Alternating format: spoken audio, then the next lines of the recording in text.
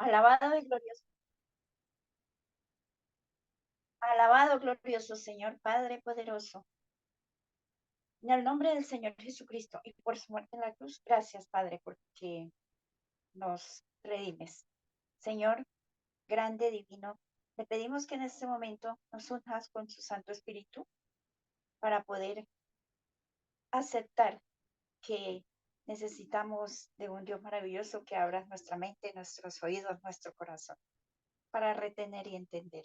Señor, gracias por ser tan bueno. Gracias por su misericordia y su amor.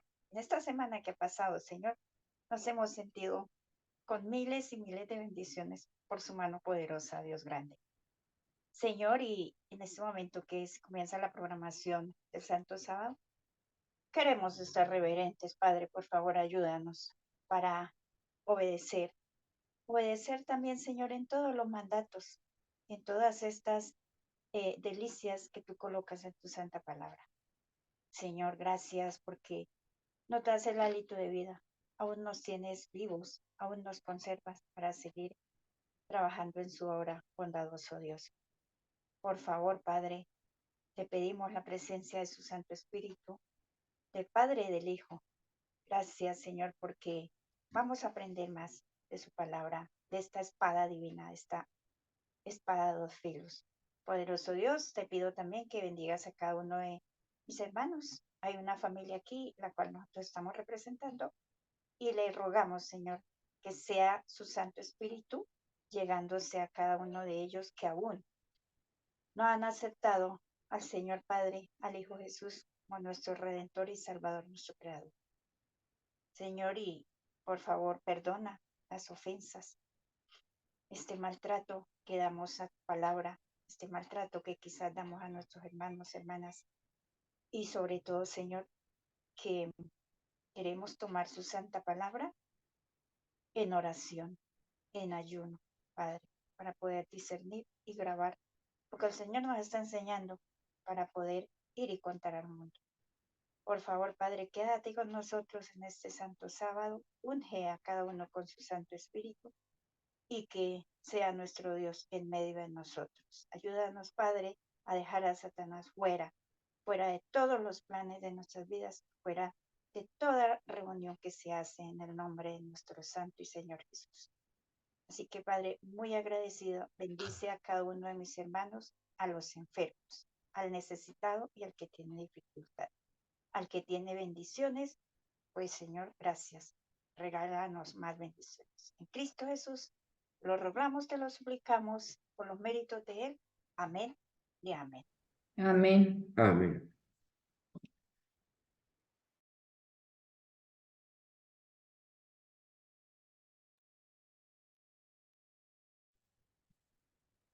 Bien, mis hermanos, gracias, mis hermanitos. Aquí está mi hermanita Argenis para que continúe con el repaso de la escuela sabática. Dios me los bendiga. Amén. Amén, hermanita. Hermana Jimena, usted me hace el favor de colocarme el PDF de la lección 11. Sí, hermanita, ya se la... Gracias. Muy buenos días, hermanos. La bendición de nuestro Señor. Bienvenida, hermana Argenis. Dios le bendiga. Feliz sábado, hermana. Amén. Amén, hermana. Igualmente, un feliz santo sábado para todos. Que podamos en este día, todos juntos, gozarnos del estudio que vamos a tener. Y por favor, tengo dificultades con el internet, las interrupciones, por favor, pues allá mis hermanos llenarán el espacio con la continuidad del tema o de la pregunta que estemos desarrollando. Sí, mi hermanita, estaremos pendientes, no se preocupe.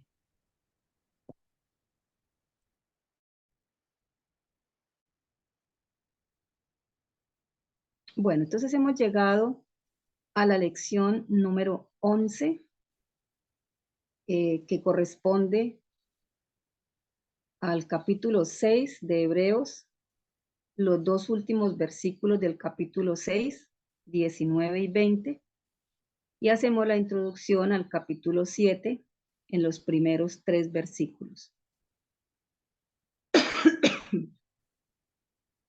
Hemos llegado a la mitad. El libro de los Hebreos tiene 13 capítulos y hemos llegado a la mitad del estudio de este libro, de este maravilloso libro. Hagamos un repaso como cuando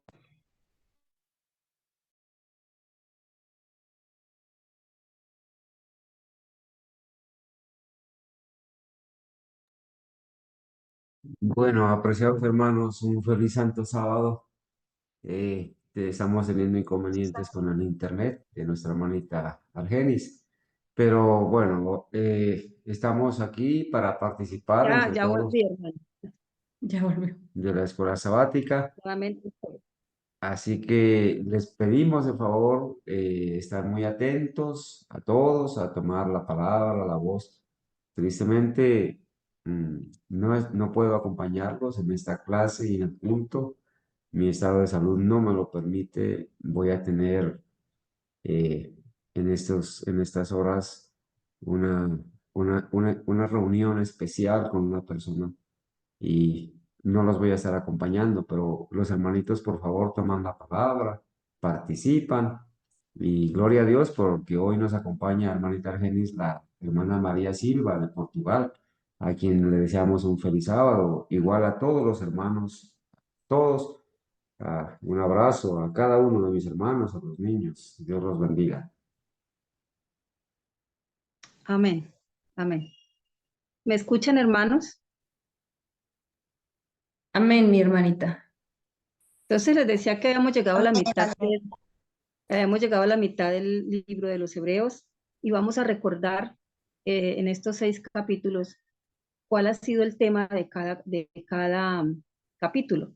Recordemos que en el capítulo 1, el autor del libro de los Hebreos, el apóstol Pablo, nos presenta al Señor Jesús como Dios, sus atributos que demuestra que Él es Dios. En el segundo capítulo, el autor nos llevó a comprender que así como Jesús es Dios, aquí en la tierra fue plenamente hombre.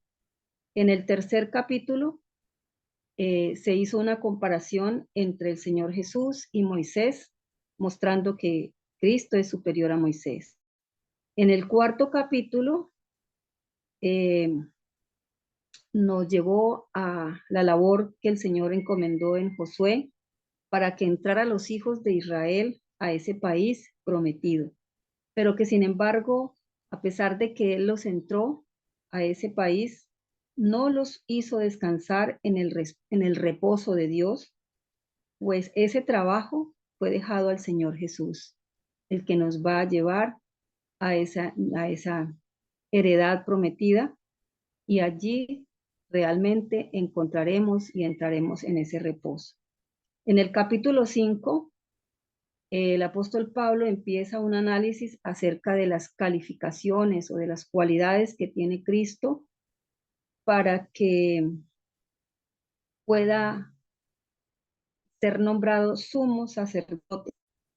Pero ahí en ese capítulo 5 hace una interrupción para amonestar a sus lectores, a los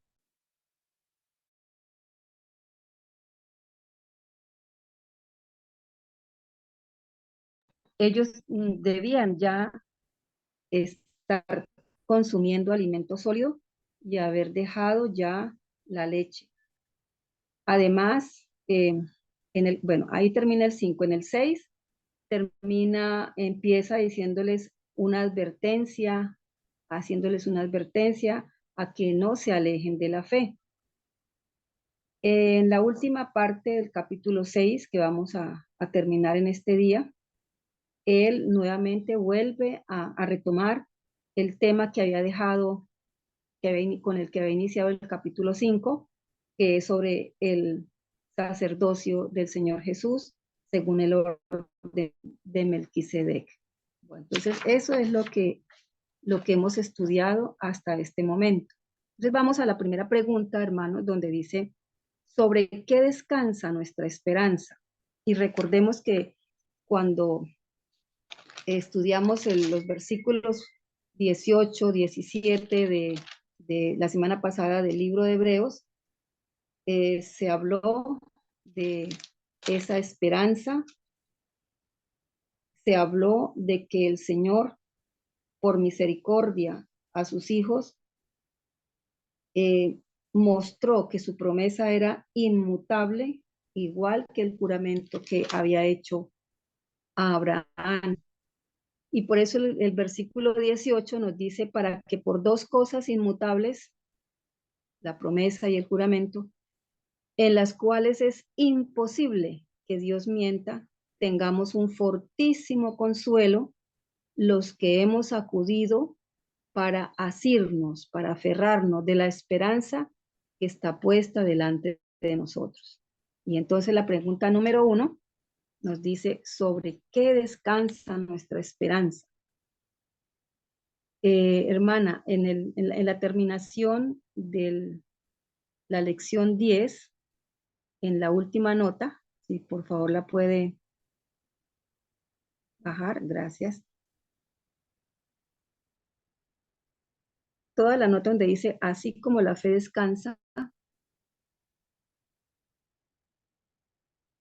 un poquito, hermana, abajo. Así. Dice, así como la fe descansa solo en la palabra de Dios, así la esperanza descansa solo en la promesa de Dios. Entonces, ¿sobre qué descansa nuestra esperanza? La respuesta es, nuestra esperanza descansa solo en la promesa de Dios. Y ahí nos está diciendo que esa esperanza nos permite ese fuerte consuelo, fortísimo, lo amplía, ¿no? Ya no es fuerte, sino fortísimo consuelo a los que hemos acudido para asirnos de esa bendita esperanza. Entonces, nuestra esperanza descansa en la promesa de Dios. Es una promesa segura y firme, como lo vamos a ver más adelante. ¿Qué ofrece una verdadera esperanza? No nos da versículos, pero esa respuesta también la encontramos en el versículo 18 que estudiamos la semana pasada. Nos está diciendo, tengamos un fortísimo consuelo. Esto Hebreos 6, versículo 8, para que tengamos un fortísimo consuelo. Entonces, ¿qué ofrece una verdadera esperanza? Entonces, sabemos que esa es una verdadera porque esa esperanza fue hecha, esa promesa fue hecha por el Señor. Su palabra nos acaba de decir que el juramento y su promesa son dos cosas totalmente inmutables, es decir, que no van a cambiar, que lo que el Señor ha dicho es para siempre, su palabra no, y Él no mudan. Entonces, ¿qué ofrece una verdadera esperanza? Un fortísimo consuelo, una fuerte consolación, porque nuestra esperanza, como vamos a ver más adelante, vamos a ver en nuestra esperanza sobre quién está fijada, sobre quién está aferrada. Entonces, hermanos, de esta primera y segunda pregunta, si hay algún comentario, si hay algún un aporte más, si no seguimos con la pregunta número 3.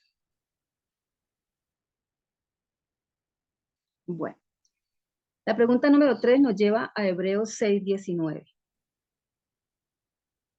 ¿Cómo se llama nuestra esperanza? Yo quisiera que algún hermano nos compartiera qué respuesta dio a esa pregunta número 3. ¿Cómo se llama nuestra esperanza? Leyendo 6:19. Dice, la cual tenemos como segura y firme ancla del alma y que penetra hasta dentro del velo. ¿Qué respuesta dieron, hermanos? ¿Cómo se llama nuestra esperanza? Hermanita Argenis, la palabra de Dios dice así, en Hebreos 6:19, la cual tenemos como ancla de alma segura y firme, y que penetra hasta dentro del velo. ¿Cómo se llama nuestra esperanza? Entonces, Ahí dice que es el ancla del alma, que es segura y firme. que no va a cambiar, porque se basa en la palabra de Dios, se basa en nuestro Padre Celestial.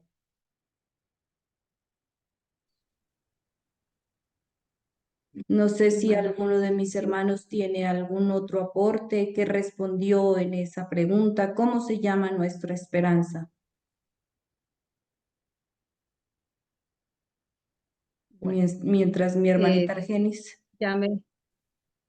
ya regresé nuevamente porque es que me saca el... Bueno, entonces, Nuestra esperanza es en la salvación del Señor Jesús, que por eso siempre debemos de estar prendidos de las manos de Él. Amén. Amén. bueno,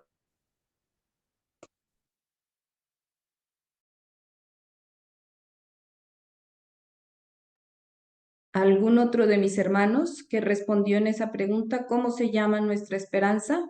¿Qué nombre le podemos dar a esa esperanza segura y firme? bueno, hermanos, si me escuchan, Sí, hermanita eh, Argenis. yo le di una respuesta y pues entre todos miremos si esta respuesta es la correcta, ¿no? Yo le llamé a la pregunta ¿cómo se llama nuestra esperanza? Le dije nuestra esperanza es ancla del alma. Y entonces podemos hablar de que, como dice el versículo, esa ancla del alma se penetra dentro del velo. Sí, señor, hermano. Adelante. ¿Sobre quién descansa nuestra esperanza? Sobre Cristo, Cristo Jesús, Sí, porque fue el que murió y dio la vida por cada uno de nosotros.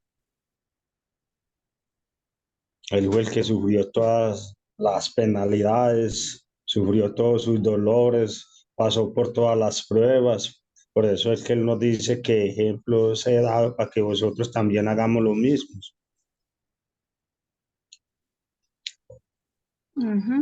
Sino que hay en el versículo nuestra esperanza, dice, la cual tenemos como segura y firme ancla del alma. Dice, un ancla es aquello que sostiene a un barco en una tormenta y lo mantiene para que ese barco no se vaya a estrellar contra las rocas o para que no se deslice y no tenga, digamos, quien lo frene. Existen tiempos en donde esas anclas no tienen un fondo seguro, no hay una roca y entonces peligran que se deslicen. Pero nosotros no tenemos ese caso, nosotros tenemos un fondo donde hay roca, esa ancla es segura y firme, entra más allá del velo, dice. En las tormentas de la vida necesitamos un ancla, algo a lo cual podamos aferrarnos, algo que nos sostenga.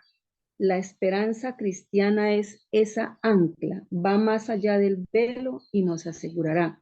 Les estoy leyendo un comentario del pastor M.L. Andreasen de ese versículo 19. Entonces, por eso mi respuesta fue que a esa esperanza la podemos llamar ancla del alma. Y claro, esa, hermano Willington, esa ancla debe estar aferrada a Cristo Jesús, ¿sí? Nuestras esperanzas, esa promesa que se le hizo a Abraham, él se aferró a esa ancla que era la promesa, que era la esperanza. Y para que esa esperanza nos ayude a perseverar hasta el fin, pues debe estar anclada, debe estar aferrada a Cristo Jesús. El pastor M.L. Andreasen también nos habla de que un ancla no puede asegurarse a sí misma al agua. Ella necesita estar unida a un cable que va a ir hasta el fondo. Y en ese fondo están las rocas en donde ella se va a aferrar. Dice, el ancla en sí misma debe ser aferrada a algo que sea firme y seguro, que no se deslice y que no le permita ser arrastrada, sino que lo asegure firmemente. Esa ancla nos dice en ese versículo que está más allá del velo, que es Cristo Jesús, porque que es el precursor que ha entrado por nosotros. En Cristo, que ha sido llamado en la palabra de Dios y en los himnos que entonamos, la roca de las edades, en Cristo el ancla está asegurada. Él es el que sostiene el ancla. Él es el que, en donde se sujeta el ancla. Entonces, quería compartirles este comentario del pastor. Entonces, hermana Xiomara, no, sí, hermana Xiomara, la esposa del hermano Carlos. Jimena. Dejamos, hermana Jimena, gracias. Hermana Jimena, ¿dejamos esta respuesta así o la dejamos? Sí, mi Para hermanita, cuando el me hermano parece Carlos- que está bien. La palabra de Dios es clara y dice que debe ser un ancla, ¿no? Un ancla del alma, como usted lo ha dicho, un ancla segura que se aferre a la roca y en este caso nuestra roca es nuestro Padre Celestial. Vamos a estar seguros si nos Vamos. aferramos a Él. Amén. Bueno, entonces vamos a pasar, vamos a dejar la pregunta 4 un poquito más adelante, pasemos a la pregunta 5 y a la pregunta 6. ¿Hay alguna semejanza entre un ancla y una telaraña? Nos hacen esa pregunta porque en la lectura de la pregunta 4 pues mencionan a una telaraña. Entonces, ¿hay alguna semejanza entre un ancla y una telaraña? ¿Qué dicen mis hermanos?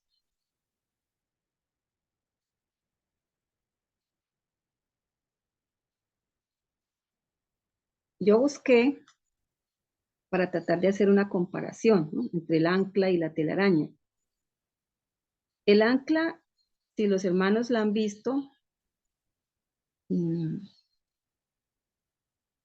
es un instrumento, un elemento que está hecho de metal. Eso es algo muy pesado. No sé cuántas toneladas puede pesar un ancla, porque es que el ancla lo que va a hacer es que va a fijar en una tormenta o cuando el barco va a estar quieto en un lugar, debe anclarse, es decir, debe fijarse, debe aferrarse, y en las tormentas más aún porque puede ser llevado quién sabe hasta dónde y perderse pues el horizonte y el barco se va. Ese objeto es demasiado pesado, está hecho de metales. Una telaraña es algo muy liviano y está hecha por unas sedas, digamos que las mismas arañas, que son las que tejen esa telaraña, ellas producen esa seda y van haciendo esa obra de arte que hacen esas telarañas, estos seres vivos. El ancla ofrece resistencia al arrastre para que el barco no sea arrastrado. En cambio, en la telaraña, a pesar de que es algo delicado, frágil, es también un elemento que ofrece resistencia, es muy elástica. Y allí las arañitas lo hicieron fue para capturar sus presas y para ella alcanzar en lugares donde ella no podría llegar si no fuera con esa telaraña. En cambio, el ancla ofrece resistencia al arrastre. El ancla y la telaraña de pronto se parecen en que hay anclas que tienen diferentes diseños, formas, tamaños. Igual en la telaraña, ¿no? Hay variedad de formas, porque cada arañita hace su telaraña según la especie a la que ella pertenezca. El ancla se utiliza en navegación y es un elemento que va a sostener ese barco quieto, es decir, estático. En cambio, en la telaraña no es para que ella esté quieta ahí, al contrario, es algo dinámico, es para que ella se pueda mover y trasladar, inclusive capturar sus presas requiere de algunos movimientos. Entonces, ¿habrá alguna semejanza entre una ancla y una telaraña?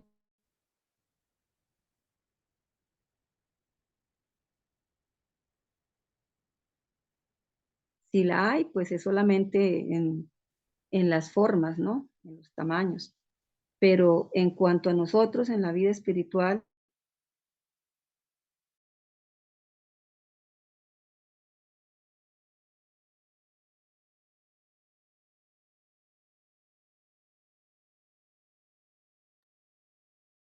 ¿Alguno de mis hermanos respondió esta pregunta? ¿Hay alguna semejanza entre un ancla y una telaraña? Mi hermanita Gabriela, ¿qué nos puede decir sobre esta pregunta? ¿A usted le parece que hay una semejanza entre un ancla y una telaraña? Un feliz santo sábado, queridos hermanos. Pues obviamente que no, ¿no? Como nos estaba mencionando nuestra hermanita Argenis, em, podemos hacer la comparación y es algo totalmente contrario. El ancla es algo grande, es algo resistente, fuerte, pesado. La telaraña es algo muy, hasta con un dedito nosotros podemos deshacer una telaraña, es algo muy, muy suave, muy endeble y liviano. Entonces nosotros tenemos, como estamos estudiando, como estamos diciendo, anclarnos con toda nuestra mente, nuestra fuerza y nuestra alma en nuestro Señor Jesucristo, porque Él es el que nos entiende y el que lo ha hecho todo por nosotros. Entonces, que el Señor nos ayude más bien a ser como esa ancla en el Señor Jesús y no ser endebles, no ser así frágiles como una telita de araña que ante el menor viento, incluso soplo, se desvanece, sino que tenemos que, como dice la canción, nuestra esperanza es Jesús, la alabanza y nuestra roca eterna es Él. Que nos ayude, Amén. Papá Dios, a seguir adelante con Él, porque sin Él, segura y firmemente que vamos a caer y seremos destruidos, pero con Él tenemos todo. Que Dios nos ayude a seguir firmes, anclados en nuestro Señor, que Él nos ha prometido el reino de los cielos y más.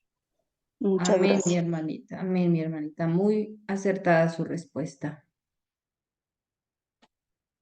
No sé si mi hermanita Argenis ya pudo conectarse nuevamente. sí, hermanita. El libro de Job, vamos al libro de Job para mirar la pregunta 4. El libro de Job, capítulo 8, versículo 13 y 14.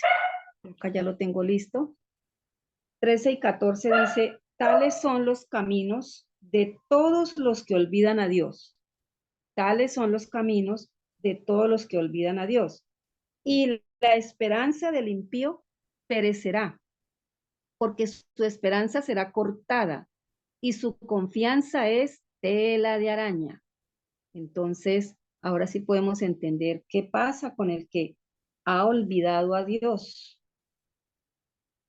Su esperanza perecerá, morirá, su esperanza será cortada, que ha puesto su confianza en una tela de araña. Y como decía mi hermana Gabriela, que el Señor nos ayude a que nuestra esperanza siempre esté anclada en la roca de las edades, que es Cristo Jesús. Entonces, ¿qué dice la pregunta 4? ¿Qué se dice en las escrituras de la esperanza del hipócrita? Pues es una esperanza que perecerá, que será cortada, es una esperanza que está fijada en una tela de araña. Pregunta 6. ¿Cuántas esperanzas se reconocen en la Biblia? ¿Algún hermano? Efesios 4:4. Amén. 4:4. Hay un solo cuerpo y un solo espíritu, como también fuisteis llamados a una misma esperanza de vuestra vocación. Entonces, ¿cuántas esperanzas se reconocen en la Biblia, hermana Zoraida? Según la lectura. 2. Un solo cuerpo y un solo espíritu. ¿Y cuántas esperanzas? Una sola vocación. Sí, ahí. Una sola vocación. Una sola esperanza, ¿no? No hay varias esperanzas, sino una sola esperanza. ¿Y cuál puede ser esa esperanza, hermanos? ¿Será que la esperanza de de los patriarcas, de nuestro patriarca Abraham, de los que siguieron después de él, era otra. ¿Cuál es nuestra esperanza? La de ellos y la de nosotros.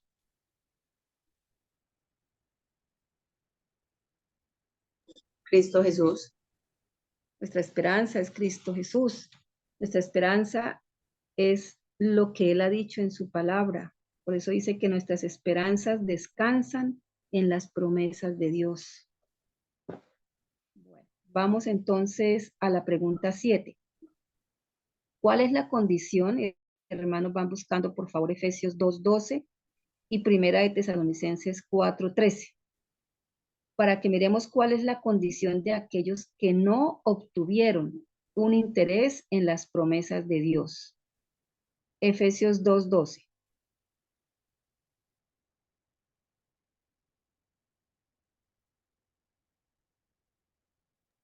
Amén. En aquel Adelante, hermano. tiempo estabais sin Cristo y excluidos de la ciudadanía de Israel, ajenos a los pactos de la promesa, sin esperanza y sin Dios en el mundo. Y Primera de Tesalonicenses 4:13. Primera de Tesalonicenses 4:13. ¿Puedo leer, hermana? Sí, hermana, claro.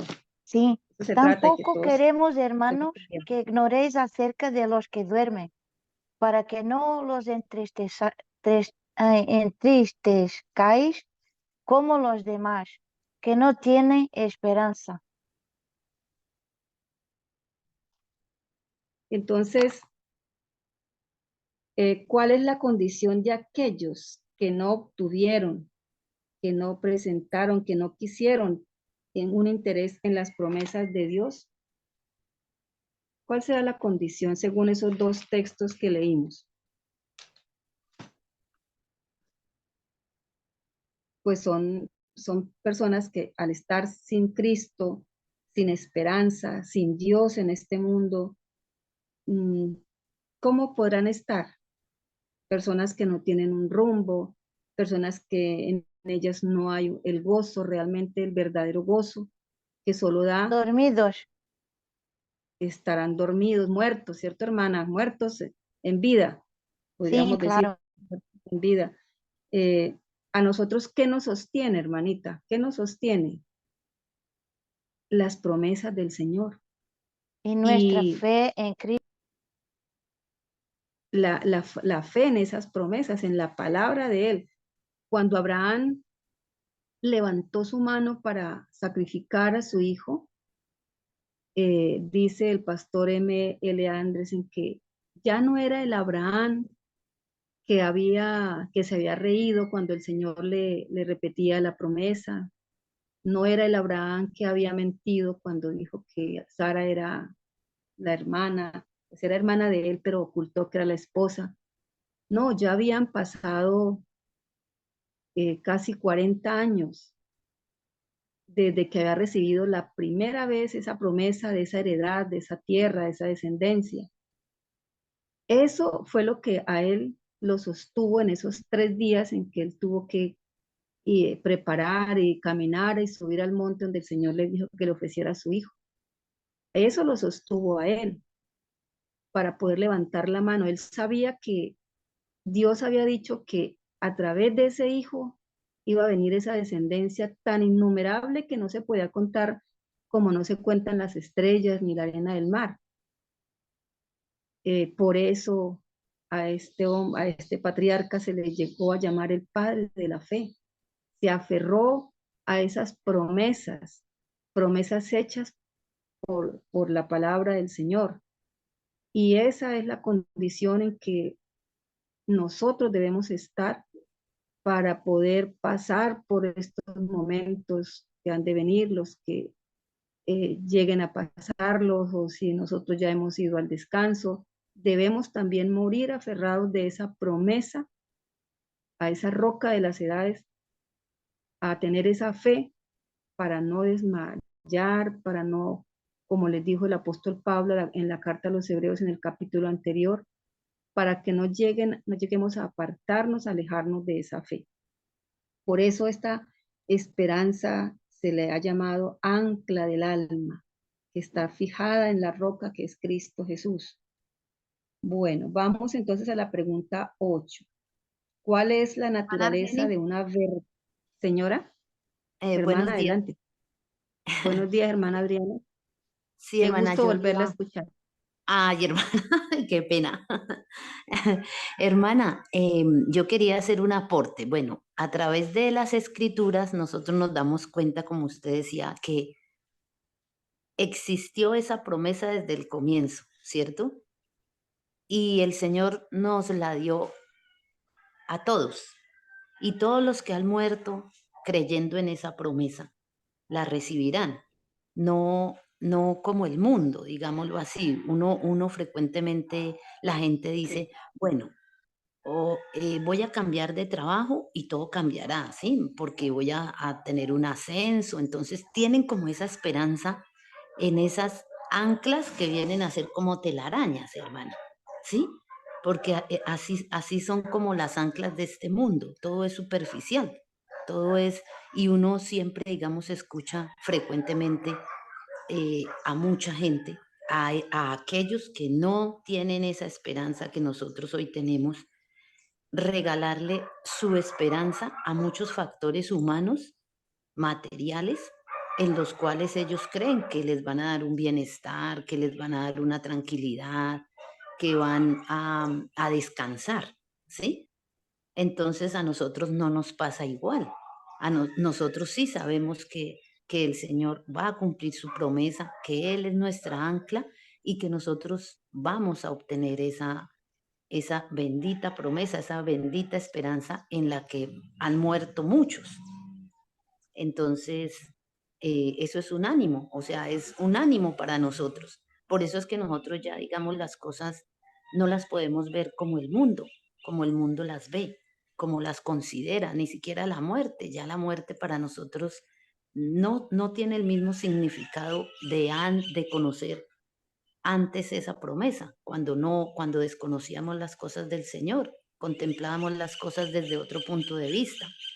En este momento ya uno sabe que cuando uno ve, digamos, algo lindo en este mundo y es en este mundo que lo está considerando lindo, uno dice, pero vendrá la promesa, ¿sí? Lo que nos prometió el Señor, las cosas que aún no hemos visto y que Él nos tiene preparadas. Entonces ahí es cuando se recobran nuestros alientos, nuestros ánimos, porque vamos a gozar de estas promesas. Obviamente, sí, si somos obedientes, ¿sí? Porque pues de todas maneras eso también, alcanzar esa promesa no depende del Señor, porque el Señor ya la hizo y Él la va a cumplir. Depende de nosotros, de la obediencia de nosotros para obtenerla. Gracias, hermana Adriana. No le pude escuchar toda su intervención porque en 2 ocasiones nuevamente me sacó el internet, pero gracias por su aporte y alcancé a entenderle que la misericordia del Señor nos ha permitido conocer estas verdades y ya nuestra esperanza no está basada en una tela de araña, no está anclada en una tela de araña, sino en esa ancla del alma, ¿no?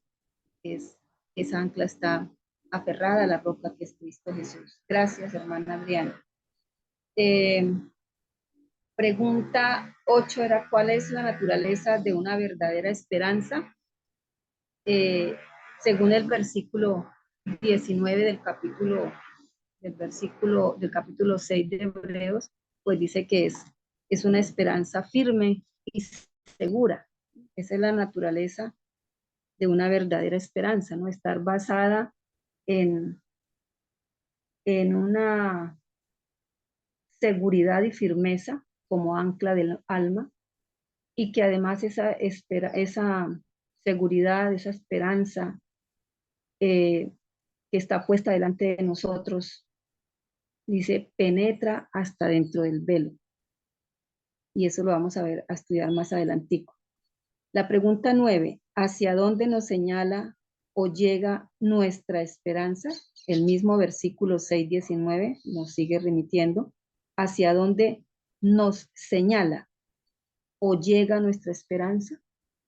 Dice, la cual tenemos segura y firme, está hablando de la esperanza, y firme ancla del alma, y que penetra hasta dentro del velo. ¿Quién penetró hasta dentro del velo? ¿Quién penetraba hasta dentro del velo? Si era el primer velo, penetraban los sacerdotes, ¿no? ¿Y quién entraba o penetraba hasta el segundo y cruzaba el segundo velo? Los sumos sacerdotes. ¿Y quién penetró hasta dentro del velo en ese santuario celestial, hermanos?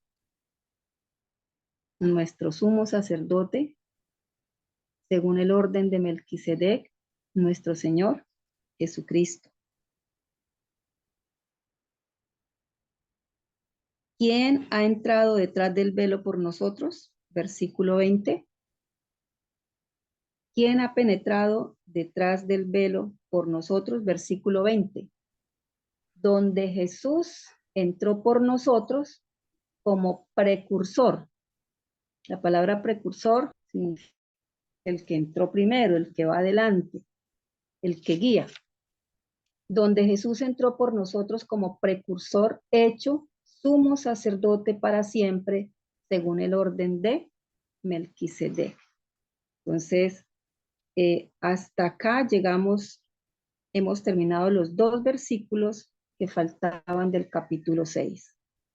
Entonces, en estos 2 versículos hemos estudiado que nuestra esperanza descansa en las promesas de Dios.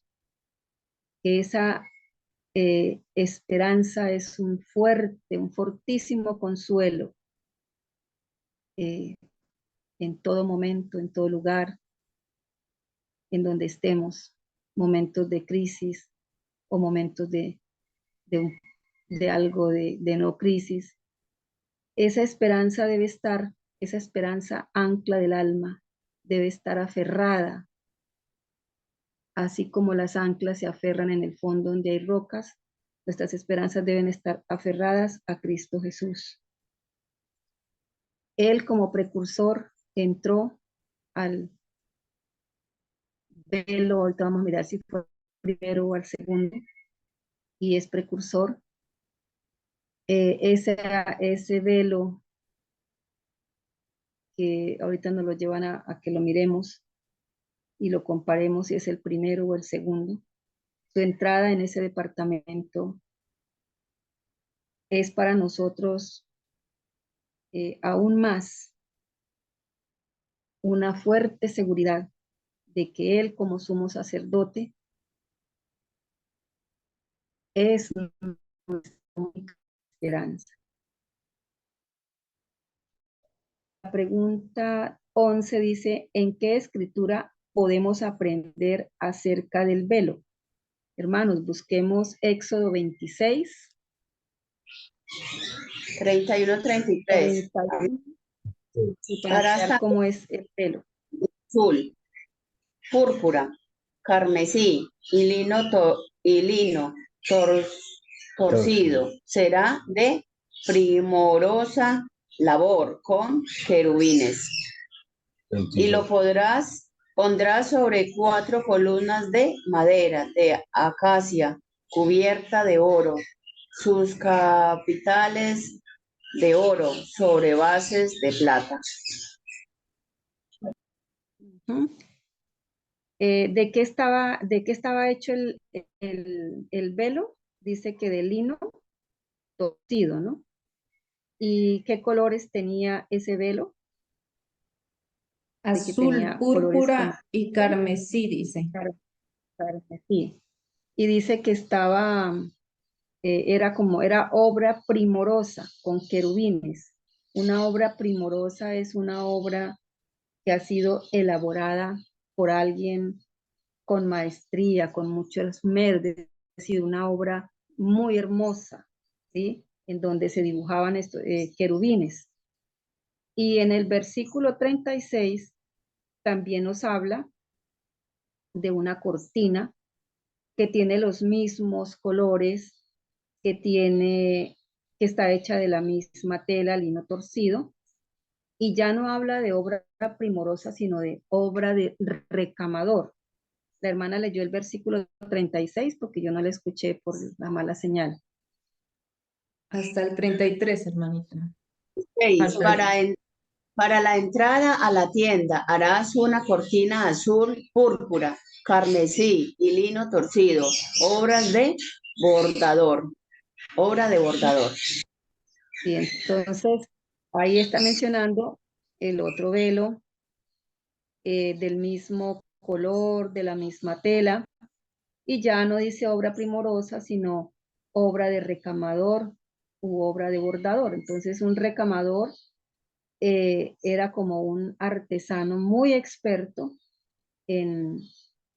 con gran habilidad para bordar o para tejer de una manera muy detallada, muy delicada. Entonces, esto es lo que podemos aprender acerca del velo que nos mencionan aquí en el versículo 19 de Hebreos 6. En la 12 nos preguntan, ¿había más de un velo en el santuario? Y entonces Hebreos 9:3. ¿Algún hermano, alguna hermana que no nos haya colaborado en leer? Hebreos capítulo 9, versículo 3, para mirar si había un velo o había más de un velo. Tras el segundo velo estaba la parte del tabernáculo que se llama el lugar santísimo. Había dos Gracias, velos. hermano. Aquí dice tras el segundo velo, quiere decir dos, ¿no? Gracias, hermana. Indudablemente, si habla de un segundo velo, es porque hay un primer velo. Luego dice, ¿eran los dos velos iguales? Según lo que hemos leído en Éxodo 26, 31 y 36, pues vemos que los dos velos eran iguales, del mismo color, de los mismos colores, de la misma tela, y que estaban bordados, tenían obras primorosas, o sea, finamente, delicadamente bordados por expertos artesanos. ¿Cuál era el uso que tenían estos velos? ¿Cuál era su uso? Según Éxodo 26, 33 y 36. 33, hermano. Uno que lea el 33 y otro hermano que lea el 36.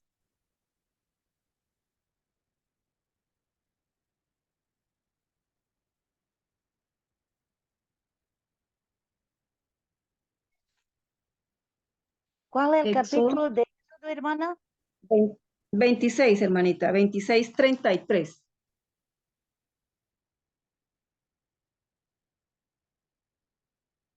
Vale.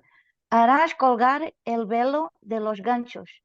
Introducirás detrás del velo el arca del testimonio. Aquel velo os servirá de separación entre el lugar santo y el lugar santísimo. Los velos son para separar el lugar santo del santísimo. Bueno, aquí nos está hablando de un velo que hace separación entre el lugar santo y el lugar santísimo. Y en el 36, hermana, usted misma, del mismo capítulo 36, miraremos qué función tiene el otro velo. Harás para la entrada del tabernáculo una cortina de material azul, de púrpura, de carmesí y de lino torcido, obra de bordador. Bueno, entonces el primer velo tenía como oficio estar en la puerta del tabernáculo, es decir, iba a separar el lugar santo de lo que estaba en el exterior. Y el segundo velo tenía como uso separar el lugar santo del lugar santísimo. Entonces la pregunta que nos están haciendo acá en la 15, pregunta 15, ¿a qué velo se refiere? en el versículo 19, capítulo 6 de Hebreos, cuando dice en la parte final, y que penetra hasta dentro del velo. La pregunta es, ¿a cuál velo se refiere? ¿Al primero o al segundo? Entonces, para poder dar respuesta a esa pregunta, nos remiten a la nota, a una nota que hay bastante larga. Vamos a tratar de leerla entendiendo. Y dice así la nota, hermanita Jimena. Vamos a la primera nota, para que los hermanos puedan ir leyendo. Aquí está la nota, hermanita. Ya la estoy proyectando. Bueno, dice, no es posible dentro del espacio de una lección de escuela sabática dar una descripción completa del trabajo del sacerdote en el santuario. O sea, no tenemos el tiempo para ponernos a estudiar sobre lo que hacía el sacerdote en el santuario. Eso ya también lo aprendimos en la lectura del libro que se leyó de el santuario y su servicio. Todos los días del año, los sacerdotes ministraban en el lugar santo, o sea, el primer departamento. El 10º día, el día 10 del mes séptimo, era el día de la expiación, del cual también se ha leído y se ha aprendido. ¿Qué pasaba en ese día de la expiación? Dice, en el cual el sumo sacerdote entraba solo. Ahí no entraba más, sino el sumo sacerdote en el lugar santísimo.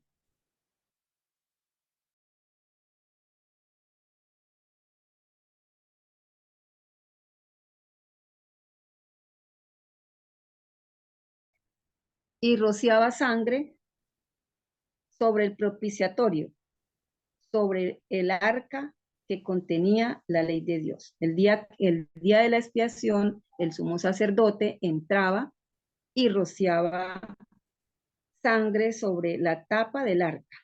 Y dentro del arca, ya sabemos, estaba contenida la ley de Dios. Por este acto, limpia el santuario de toda la contaminación del pecado.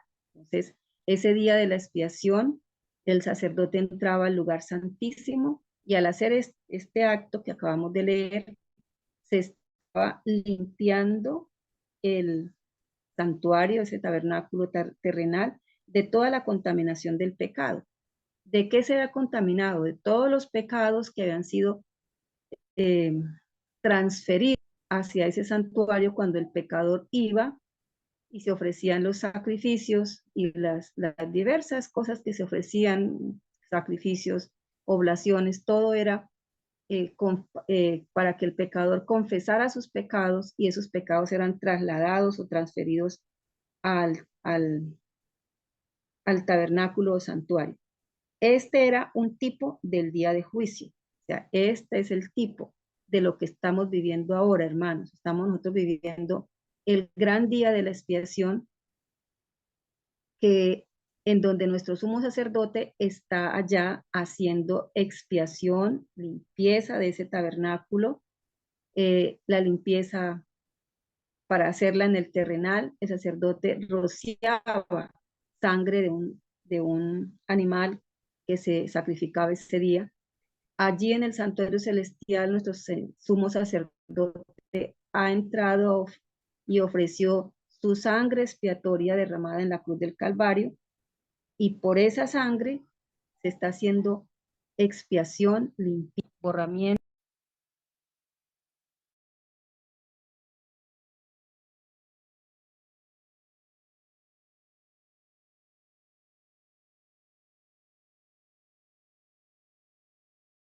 Limpieza, de los pecados nosotros, de los que nos hemos arrepentido, hemos confesado y han sido transferidos a ese santuario celestial. Dice, nuestro Señor ascendió, aquí viene para que pongamos cuidado para encontrar la respuesta, dice, nuestro Señor ascendió a lo alto en el año 31. En el año 31 nuestro Señor resucita y asciende a lo alto, al cielo. dijo a sus discípulos, el Señor Jesús le dijo a sus discípulos, allá en el monte cuando estaba con ellos, les dijo, yo rogaré al Padre y os dará otro consolador. Si yo no me fuera, el consolador no vendría a vosotros.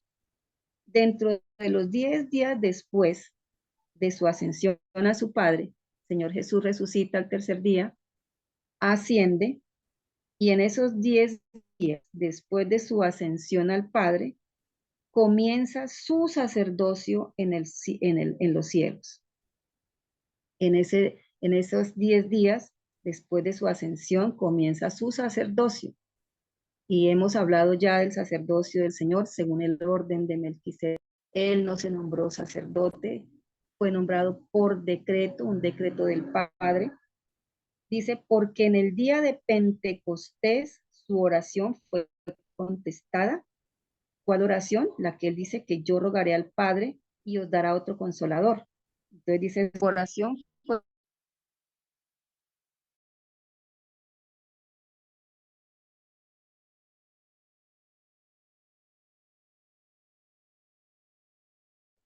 y vino el consolador. Eso está en el libro de Hechos 2. Este fue el comienzo de su sacerdocio. Y él estaba entonces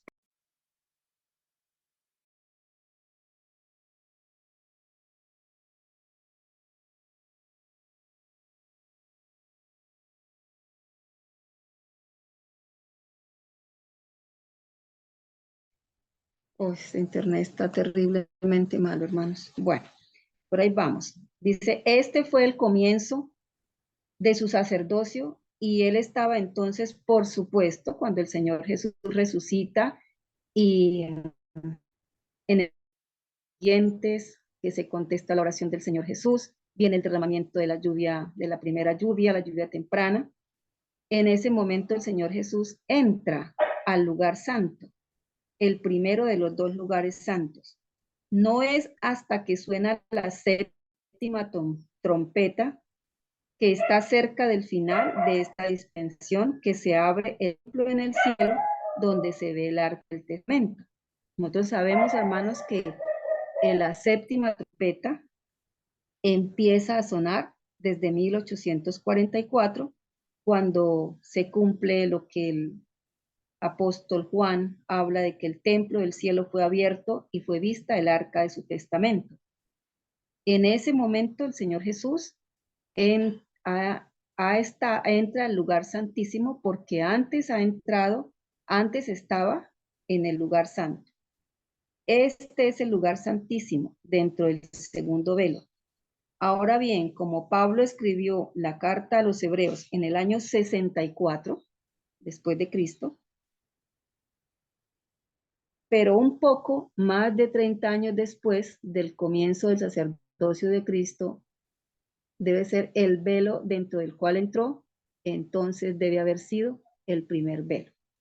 Entonces, el velo que aquí se está mencionando en Hebreos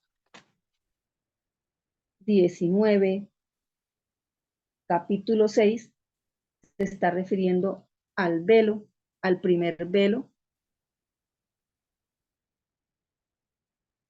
que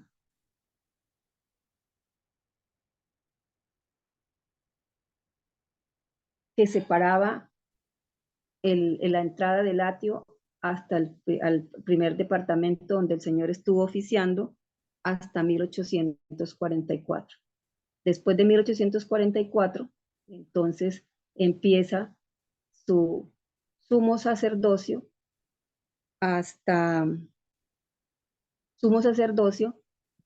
en donde se inicia el día de la expiación.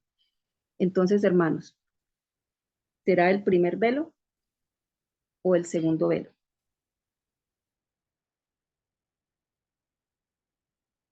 Segundo velo. La hermana María dice que es el segundo velo. Hermanos, ¿qué respuesta dieron ustedes Porque en ahí? 1844, cuando Jesús pasó del santuario, del Santísimo, del santo, lugar santo al Santísimo. Bueno, yo vuelvo a repetir acá, hermanos, dice que después de la resurrección del Señor Jesús, 10 días después, cuando asciende a su Padre, comienza su sacerdocio en el santuario en los cielos. Y este fue el comienzo de su sacerdocio, y él estaba entonces, por supuesto, oficiando en el lugar santo. Y en el momento en que el apóstol Pablo está escribiendo esta carta a los hebreos, es en el año 64 después de Cristo.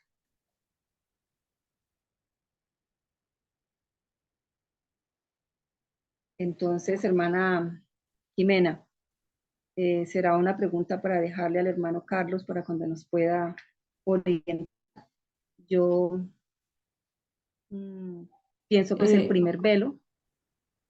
Sí, hermanita. Pero de todas formas, hermano, perdón un momentico, hermana Jimena. Ok.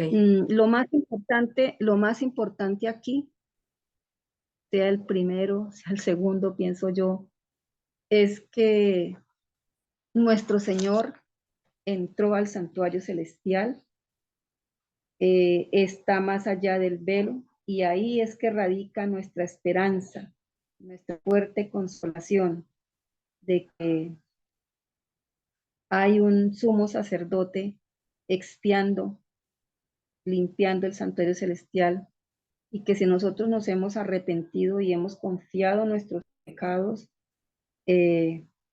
frente a nuestro nombre se va a escribir borrado, ¿cierto? Esa es nuestra esperanza.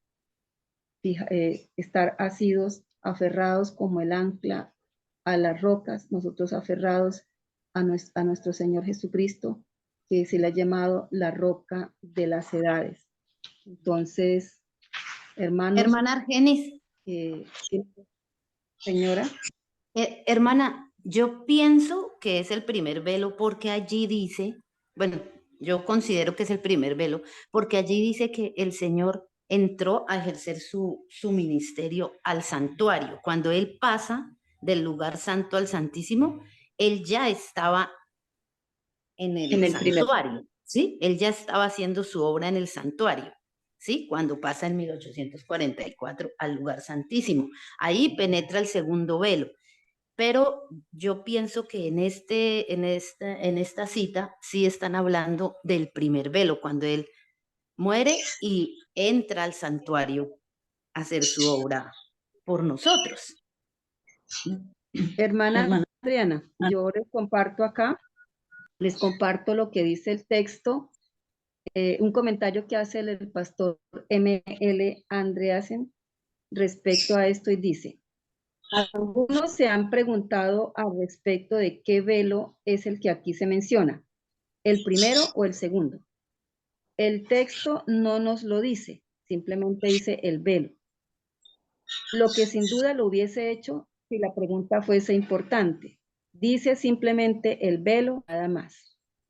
Aquí el autor no está haciendo énfasis, no está enfatizando lo del velo, sino que está más allá del velo, lo cual en el verso siguiente se dice que es nuestro precursor Jesús. Es Cristo el que está en el otro extremo, del velo, ¿no? Y refiriéndose al ancla, dice, es el que sostiene el ancla.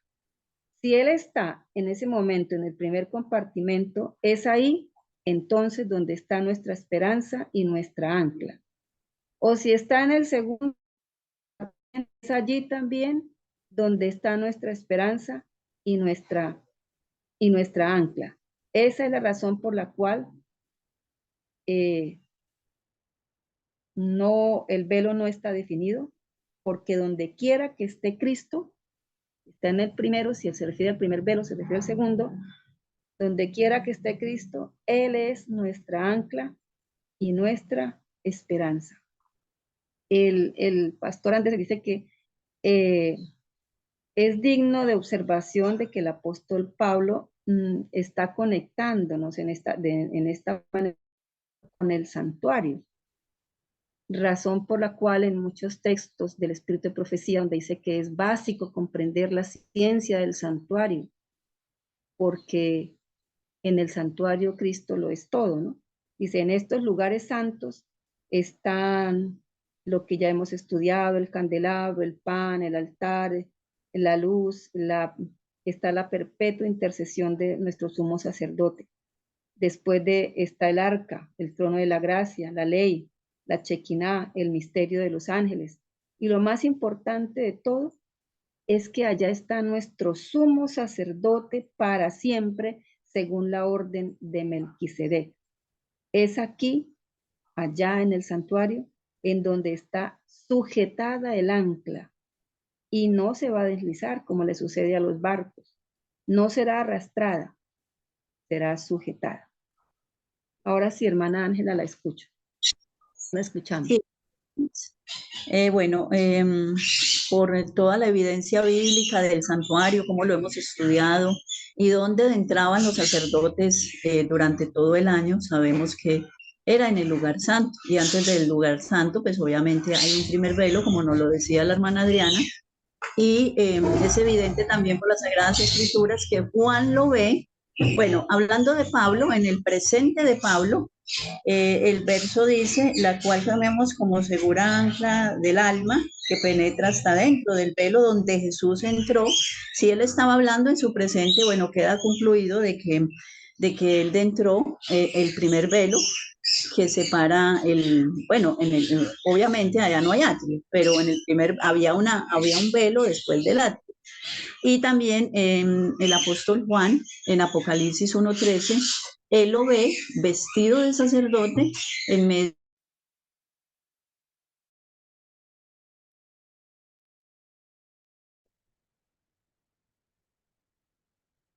Bueno, ahora se le fue la señal a la hermana Ángela.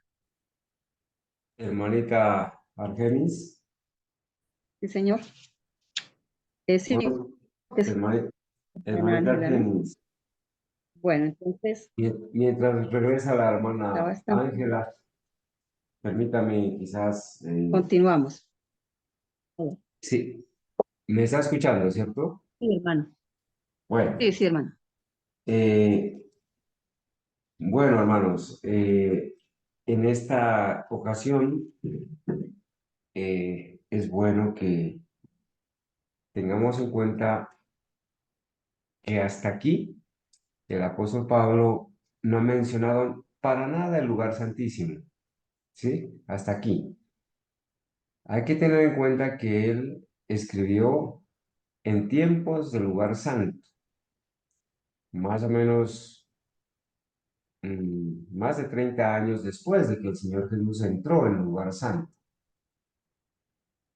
El contexto de Hebreos 6:19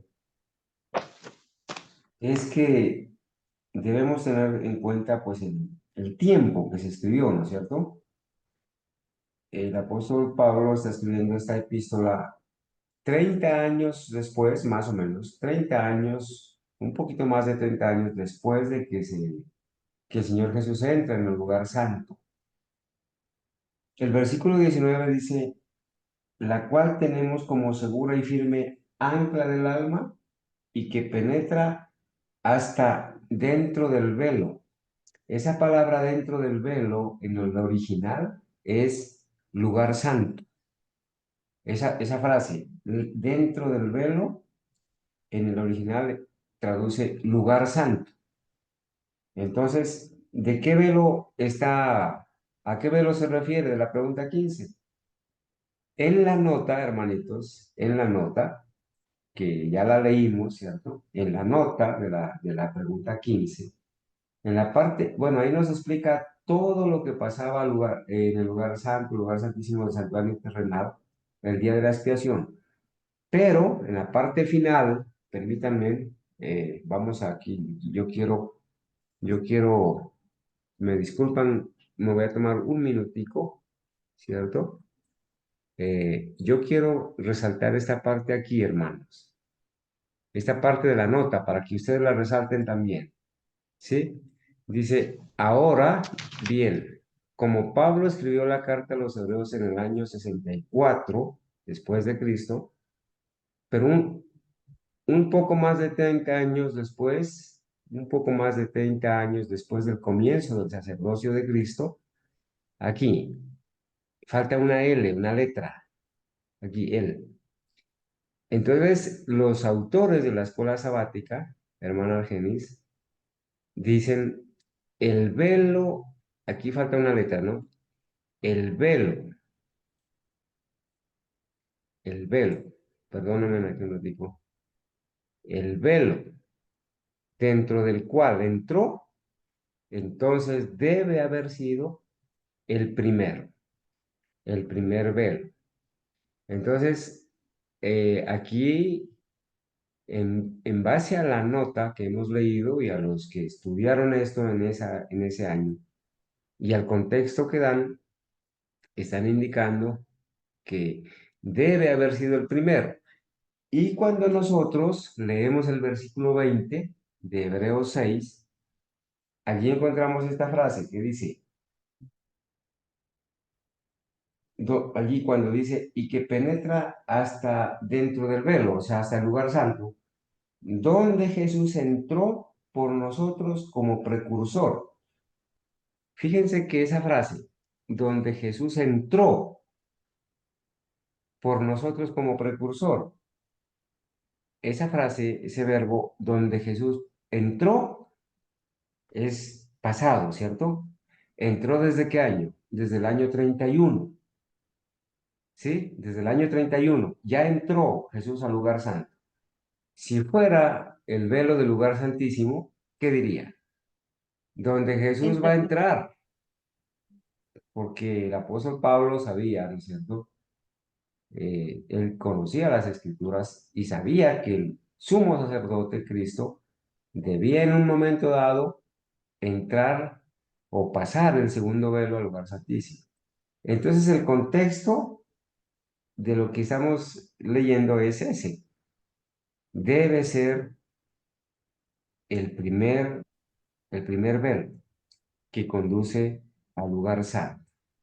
Adelante, hermanita Argenis. Gracias, hermano Carlos. Muchas gracias. Bueno, entonces la pregunta 16, ¿de quién era el oficio de entrar en el santuario? Y ahí no lo da la respuesta, ¿no? No da la lección la respuesta. La del sacerdote.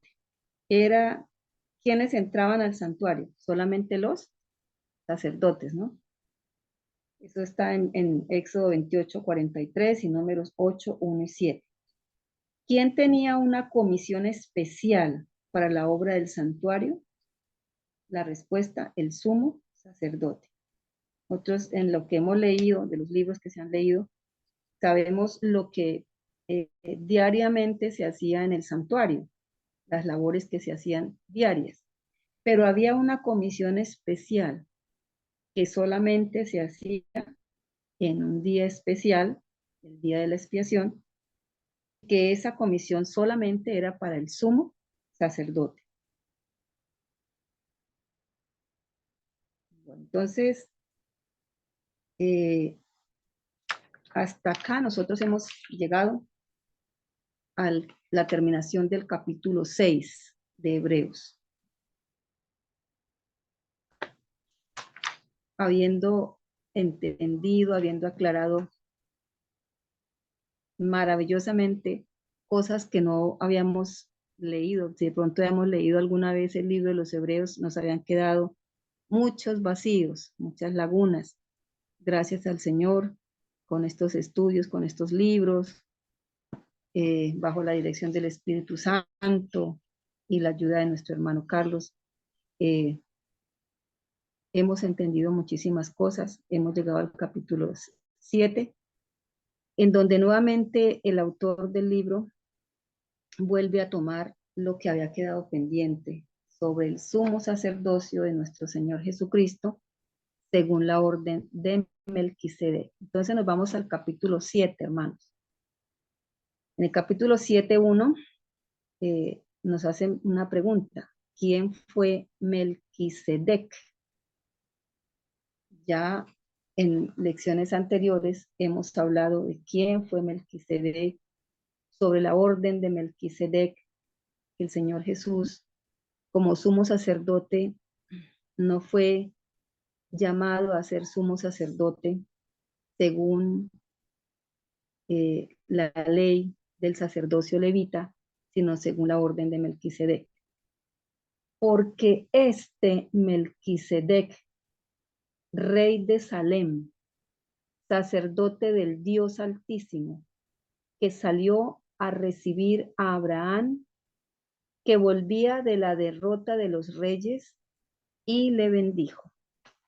Entonces, ¿quién fue Melquisedec? Pues según este versículo, nos dice que era un rey, y nos dicen el nombre de la localidad o del reino que él era, rey de Salem. Además era sacerdote del Dios Altísimo, y que además Abraham recibió de él bendición. Eso es lo que nos dice el versículo 1. Y recordemos que en ese versículo 1 dice que el sacerdote Melquisedec salió a recibir a Abraham, que volvía de la derrota de los reyes. Recordémonos ese pasaje en donde Lot y sus siervos y sus riquezas, sus posesiones fueron tomadas por esos reyes, que fueron 5 reyes, y alguien fue apresuradamente y le cuenta a Abraham que su sobrino había sido tomado prisionero. Abraham prepara a su gente, sus siervos, y van y derrotan a esos reyes y libera a su sobrino, a sus siervos, sus riquezas, y además sale con botín, ¿no? Digamos, lo que se toma de esta victoria contra estos reyes. Bueno, ¿qué se dice de él en las Escrituras? Acá nos dice que hay 3 versículos en Génesis, del capítulo 14, el 18, el 19 y el 20. Y hay versículos 110, el versículo 4, en donde se menciona a Melquisedec. Lo que dicen esos versículos es todo lo que sabemos de este sumo sacerdote, de este rey llamado Melquisedec. Entonces vamos a Génesis 14, todo el tiempito, Génesis 14, versículos 18 al 20.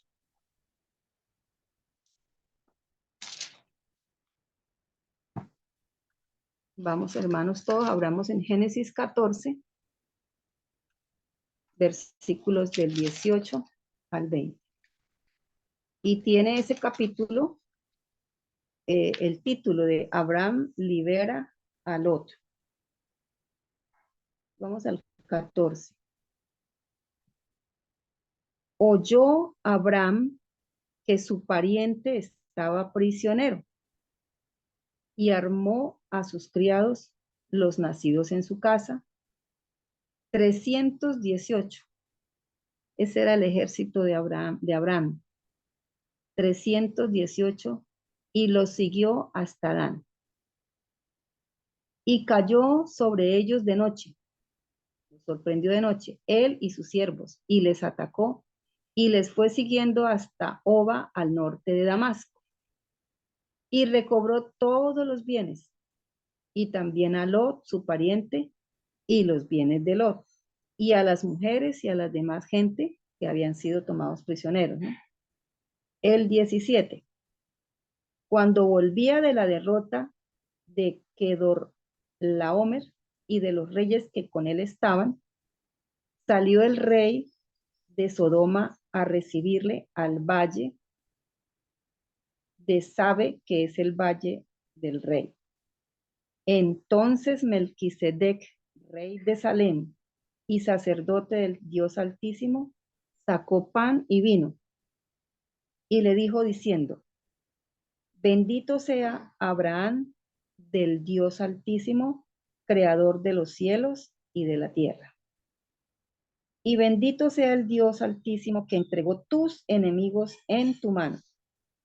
Y le dio a Abraham los diezmos de todo. Y miremos de una vez, aprovechemos, miremos el Salmo 110. Vayamos al Salmo 110.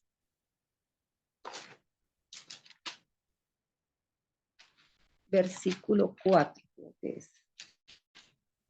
Salmo 110,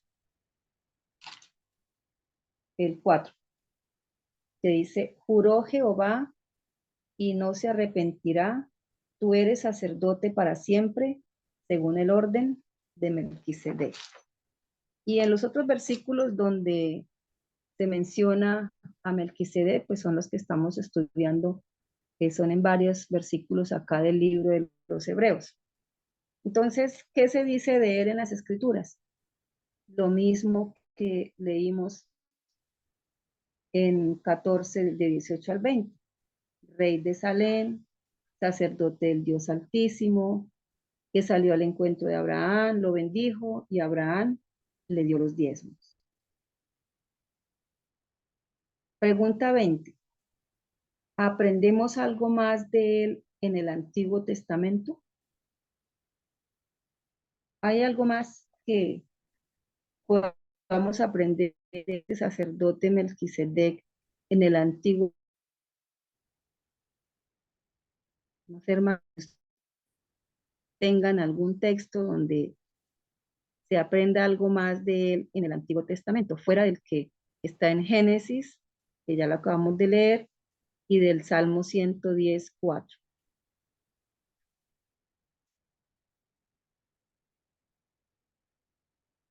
Entonces, parece que no, hermano, ¿cierto?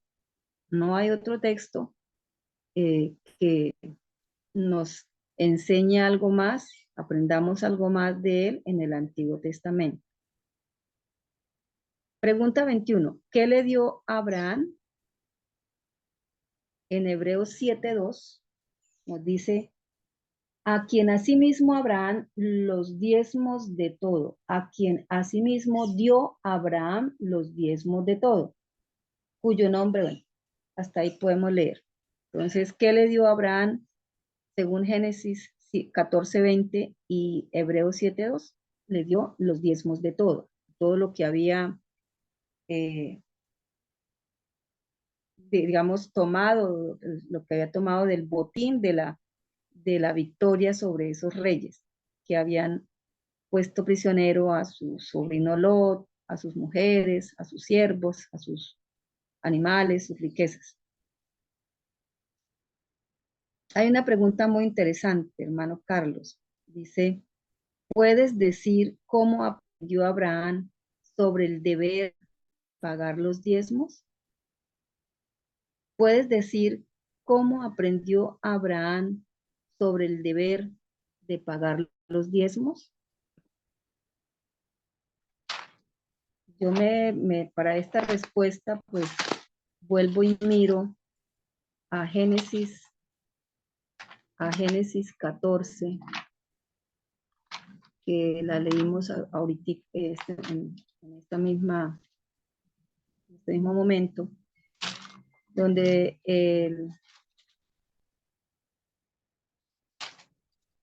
Génesis 14.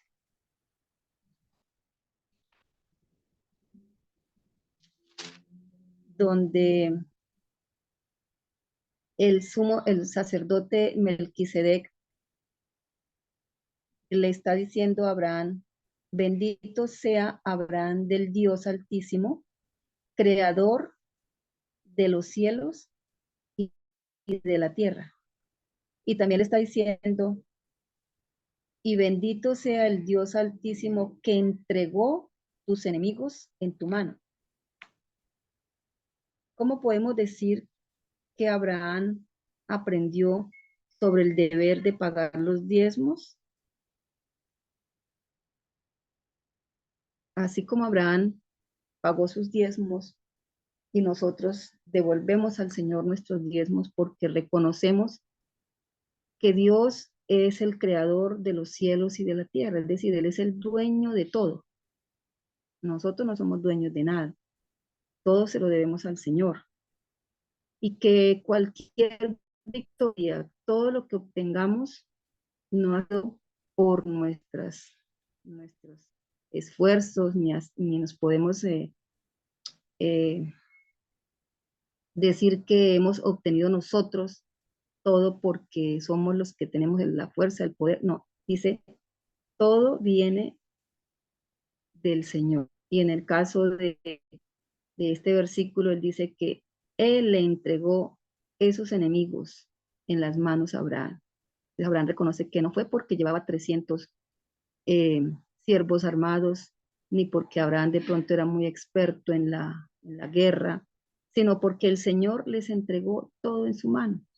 Entonces, nosotros aprendemos a reconocer a la supremacía, la soberanía de Dios,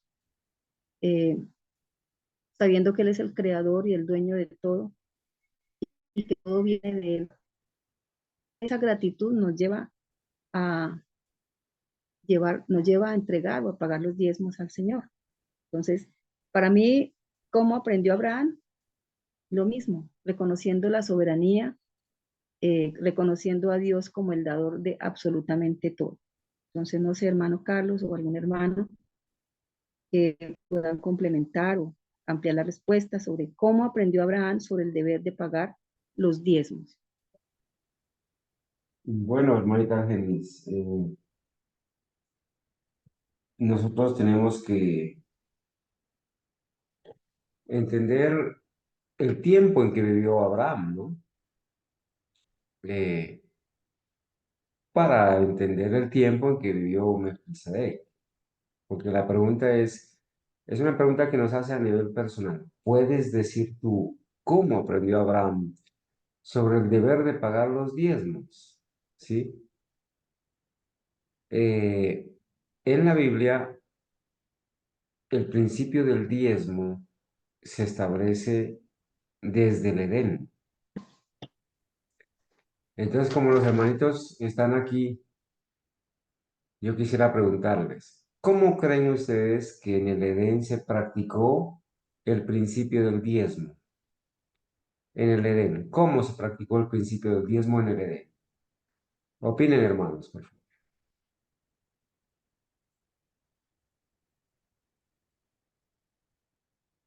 Hermanos, ¿me escuchan? Sí me están escuchando, ¿verdad? Hermano Carlos, Sí, hermanita Ariana. ¿Cómo se practicó en el Edén el principio del diezmo? Hermanita Ariana. hermano, en el Edén el Señor les dijo a Adán y a Eva que de todo árbol podían participar, comer, pero que había uno que no deberían de tocar. En ese momento Él estableció la parte de Él, ¿sí? La parte del diezmo. Amén, Sí, que hermana. es lo que Gloria a Él Dios. les prohibió tocar, digámoslo así. Amén, hermanita. Gloria a Dios por su respuesta. El Señor Hermano, estableció el principio del diezmo del Edén cuando establece que de todos los frutos podían comer. De todos los frutos podían comer. Pero había un fruto que Dios se reservó. El Señor Jesucristo se reservó para Él. Es la parte que a Él le corresponde, que le correspondía. Eso no se debía usar ni tocar. ¿Sí? Entonces, el principio del diezmo se establece en el Edén. Y también el sistema de sacrificios, hermano, que se establece en el Edén, en ese sistema de sacrificios que después se institucionaliza en el santuario terrenal. Ya ustedes y yo vemos que ahí comienzan a haber ofrendas, ¿cierto?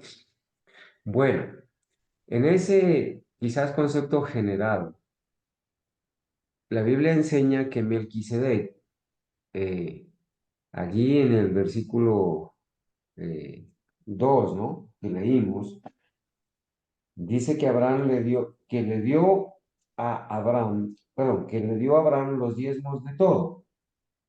O sea, Melquisedec le da a Abraham los diezmos de todo. ¿De dónde aprendió Melquisedec a devolver el diezmo? Bueno, si el principio del diezmo viene desde el Edén, obviamente que todos los patriarcas, desde Adán hasta Abraham, aprendieron el principio de darle a Dios su parte, lo que a él le corresponde. ¿Abraham en qué tiempo vivió?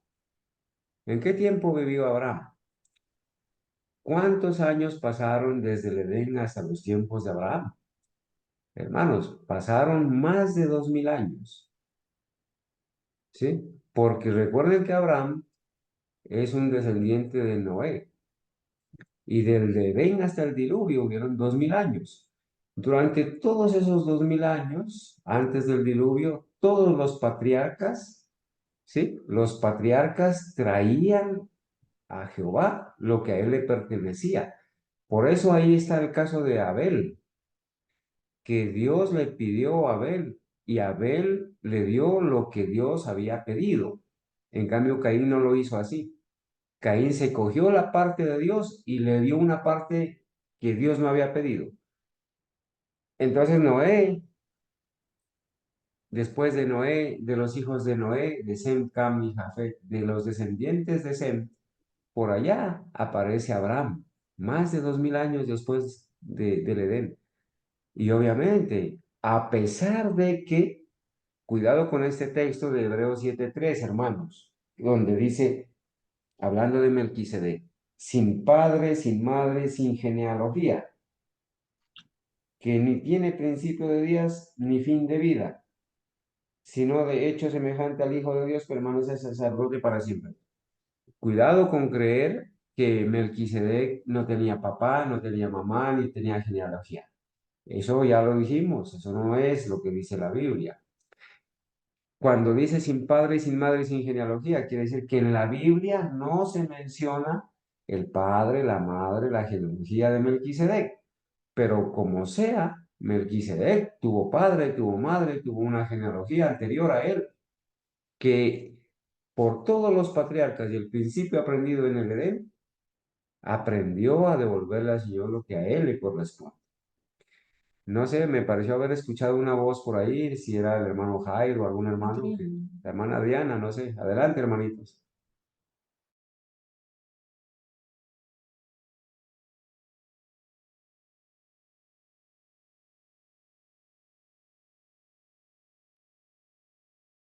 Bueno, se le fue tal vez la señal. Entonces, hermano Carlos, muchísimas gracias por esa explicación. Vamos entonces a la pregunta número 23. ¿Cuál es el significado del nombre Melquisedec? Versículos del 7 y 2 y vamos a ver la nota.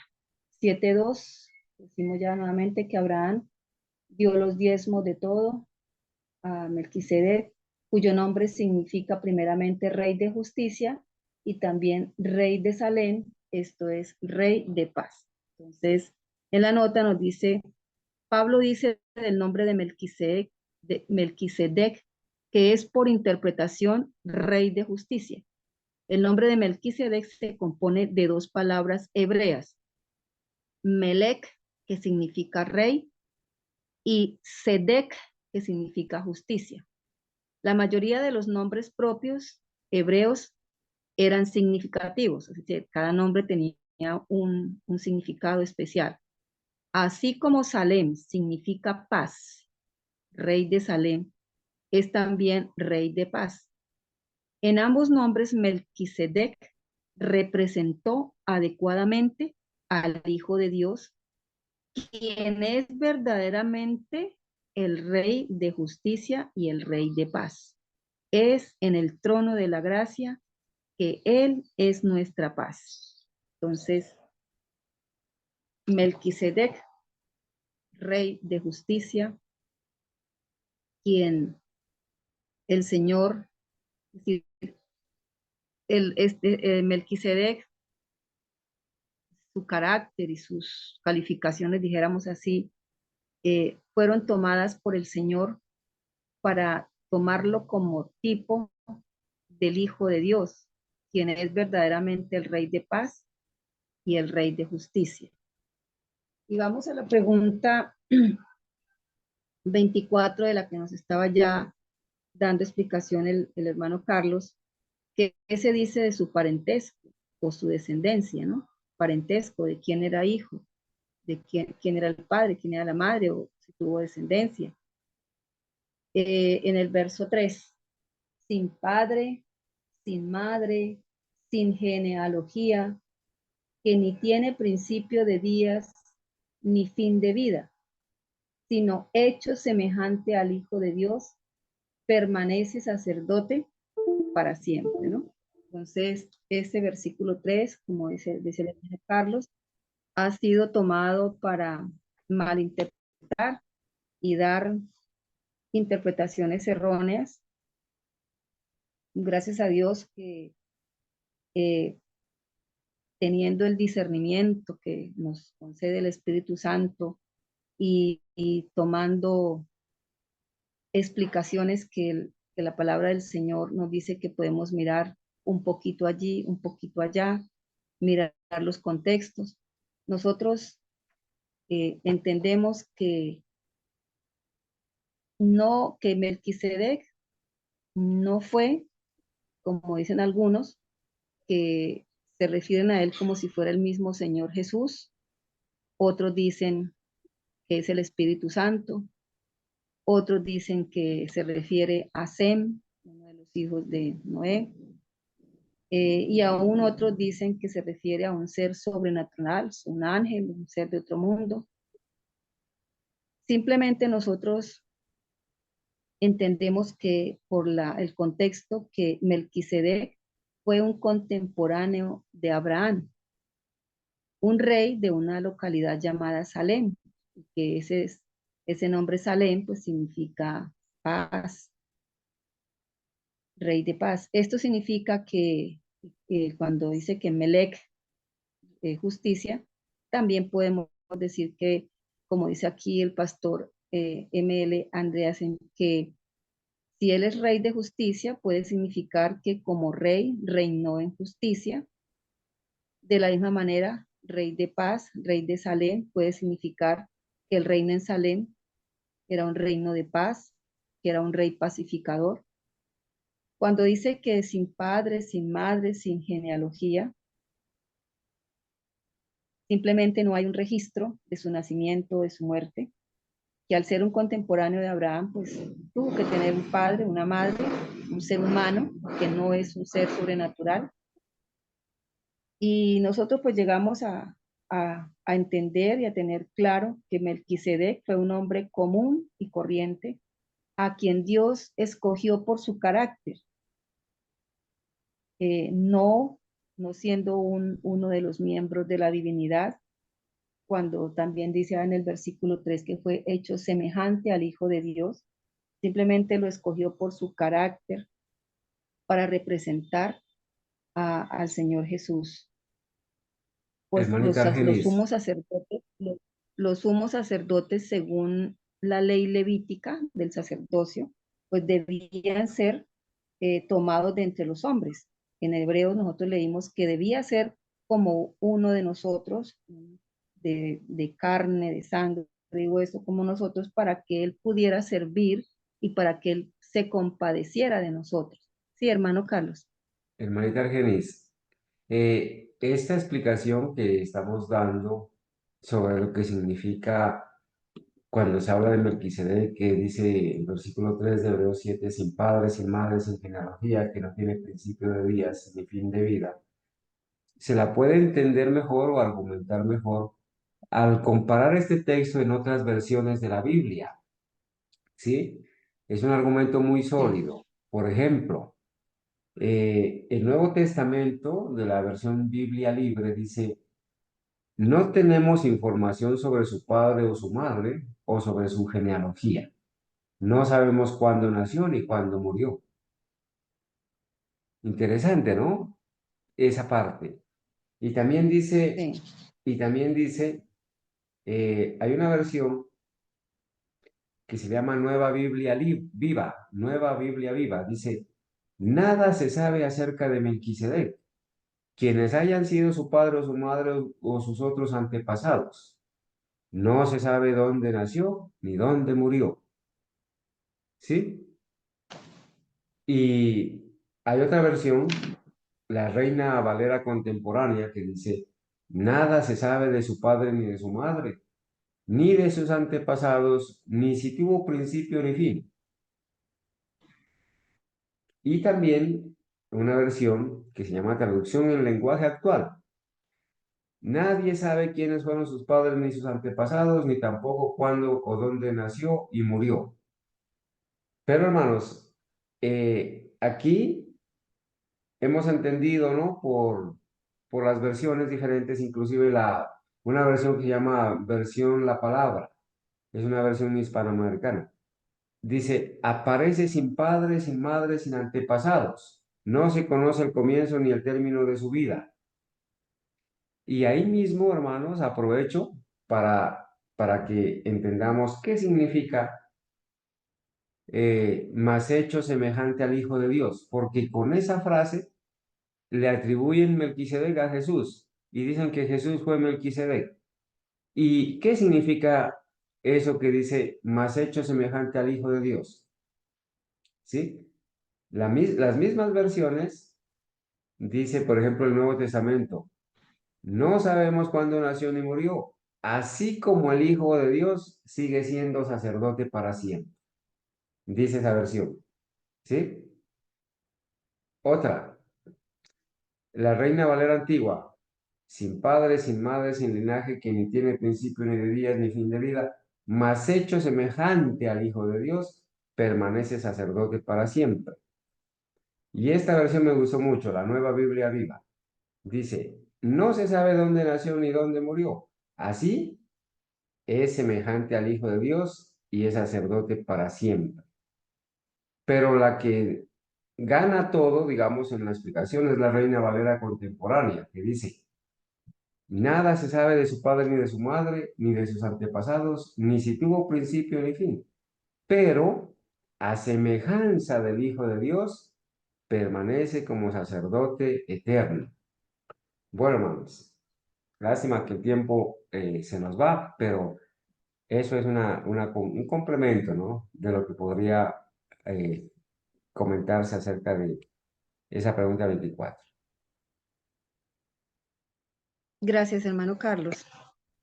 Bueno, cuando escuche la grabación, porque no pude anotar las versiones. Bueno,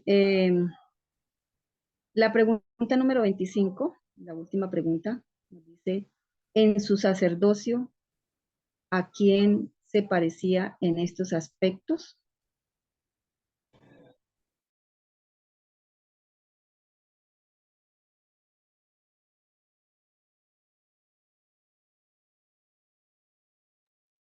Bueno, precisamente esa pregunta se contesta con el mismo versículo, ¿no es cierto? Con el mismo versículo, que dice, por eso él, como sacerdote, se parece al Hijo de Dios, que es sacerdote para siempre, dice la traducción en lenguaje actual. Entonces, ¿a quién se asemeja como sacerdote? Obviamente al Hijo de Dios, a Cristo, pero no es el Hijo de Dios, no es Cristo, Melquisedec no es Cristo. En su oficio como sumo sacerdote, que quizás, bueno, perdón, no como sumo sacerdote, sino como sacerdote, porque ese título de sumo sacerdote quizás en esa época ni existía.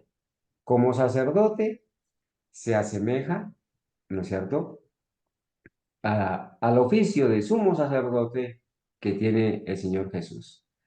Si la hermanita Argenis volvió ya, no volvió. Sí, señor.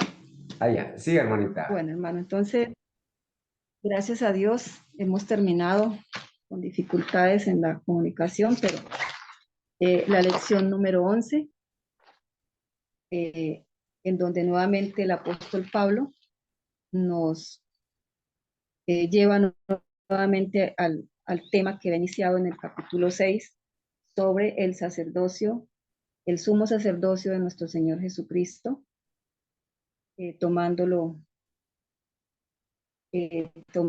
a CD como el tipo de esa obra que nuestro Señor empezó a hacer en el lugar santo y posteriormente en el lugar santísimo a partir de 1844. Y que Él es nuestra esperanza, porque su palabra, sobre Él, sobre la palabra del Señor, descansa la esperanza del cristiano, que comparó la esperanza del cristiano como ancla del alma, así como el ancla se aferra, se agarra a las rocas que hay en el fondo marino. Nuestra esperanza debe estar aferrada en Cristo Jesús, que entró, que va más allá del velo, y que de esa manera el apóstol Pablo está conectando con el santuario. Y en el santuario, dice el Espíritu de Profecía, debemos comprender la obra del Señor Jesús en el santuario. Es la base de nuestra fe, es la base de nuestra doctrina. Bueno, hermanos, muchísimas gracias por y la pasión este.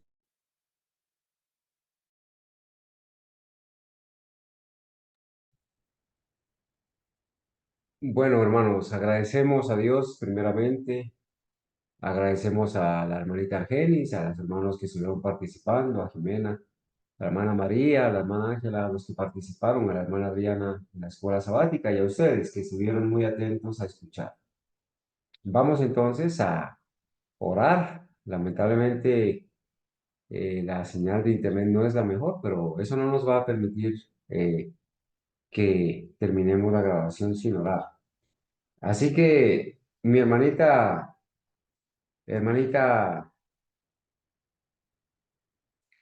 María Silva, hermanita, ¿me está escuchando? Hermanita María Silva de Portugal. Sí, claro que sí. Amén, hermanita, un feliz santo sábado. Me gustaría, hermanita, Igualmente. Gracias. que su merced, por favor, desde allá, con la ayuda de Dios, Sí, con los puestos de rodillas, por favor, todos hagamos la oración para presentarnos delante de nuestro Creador. Y así termina la sí. escuela sabática. Vamos a ir Vale. de rodillas, hermanitos. Oremos, hermanos. Bendito Padre Celestial que está en los cielos. Con mucha alegría participamos del estudio de la escuela sabática. Mucho que aprendemos, te damos gracias, Padre, que nos ilumines nuestra mente para entender mejor de tu palabra. Y te pedimos que nos bendigas a cada uno de nosotros aquí presentes y que pongas en nuestra mente todo que aprendemos con nuestros hermanos y el himno Carlos Gómez. Padre nuestro, que bendigas el orador de esta tarde del sermón. Te pedimos, Padre, que nos perdones nuestros pecados y faltas, que nos amemos cada vez más unos a otros, y todo te rogamos en nombre de Jesús. Amén. Amén. Amén. Amén. Amén.